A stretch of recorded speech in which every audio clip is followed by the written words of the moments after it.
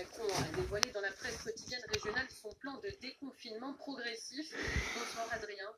Bonsoir Maëlle. Ce plan va donc s'étaler sur 2 mois et avoir lieu en 4 étapes. Et le gouvernement avait déjà annoncé la date du 3 mai pour la fin des restrictions de circulation en journée et des déplacements interrégionaux. Les lycées et les collèges vont ouvrir également, au moins partiellement. Le déconfinement s'accélère en revanche 2 semaines plus tard, le 19 mai, avec la réouverture de tous les commerces au rayon culture.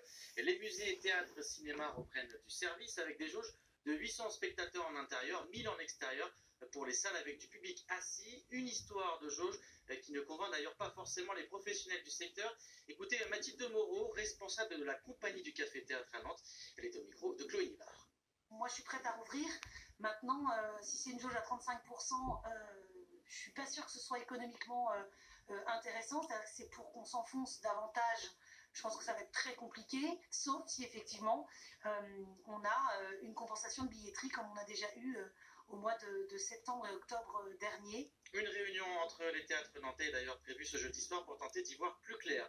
Autre annonce importante, elle va vous faire plaisir, je le sais Maëlle, est la réouverture des terrasses avec des tables de 6 personnes maximum.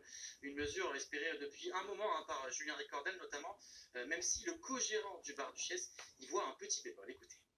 Une réouverture de nos terrasses à 50%, ça limite le travail et la réouverture finalement.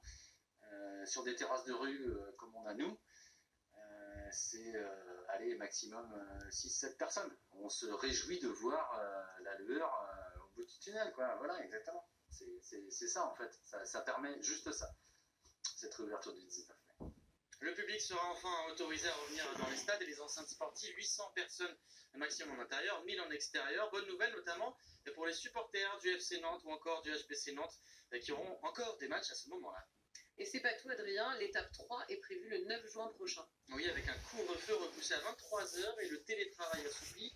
Les cafés et les restaurants pourront également rouvrir complètement avec toujours des tables de 6 personnes maximum. La jauge pour les lieux de culture et les enceintes sportives passe à 5000 personnes maximum, sous réserve d'avoir un pass sanitaire. Un reste à définir son principe. Et puis, dernière étape, le 30 juin, avec la fin du couvre-feu. Là encore, le pass sanitaire sera indispensable pour participer aux événements de plus de 1000 personnes. De quoi envisager, pourquoi pas, la tenue de festival cet été. Un calendrier national, Maëlle, qui pourra être revu au niveau local en fonction de la situation sanitaire. Précision faite par Emmanuel Macron. Merci beaucoup Adrien pour tous ces détails. Des confinements donc en 4 étapes qui concernent une multitude de secteurs durement touchés par la crise depuis un an, à commencer par